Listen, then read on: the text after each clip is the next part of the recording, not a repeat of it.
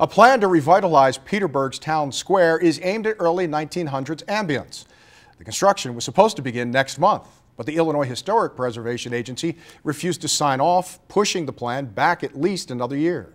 ABC News Channel 20's Kimberly Howard live in studio. And Kimberly, I guess the burning issue is, what is the issue? Vince, a couple of plants and a couple of curbs. That's all it took for the IHPA to refuse their stamp of approval. But every detail matters in a city steeped in this much history. Imagine Petersburg in 1835. No buildings, no sidewalks, but even our 16th president saw its potential. The city was one of the very first, in fact I believe it is the very first town or city that Abe Lincoln surveyed. Kevin Sampson walks the streets with his grandson. I think it's great. I mean, it's a older town with a nice square. That's about to undergo major changes. The streets, redesigned sidewalks, and antique lighting.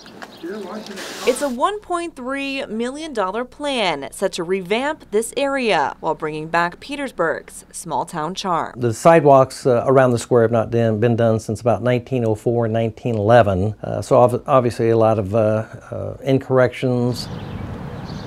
Not to mention a lot of vacancies. We're only going to be successful as a community if we have more businesses and services that we can utilize here instead of having to drive. Styles and More owner Tracy Thornton says time is snipping away. He's frustrated they haven't broken ground. I have some clientele that needs some help with a ramp or stairs, which I'm happy to do.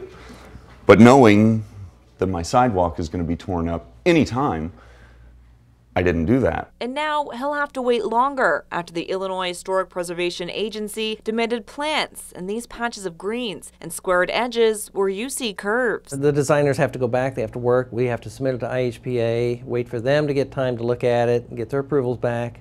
Obviously that takes time.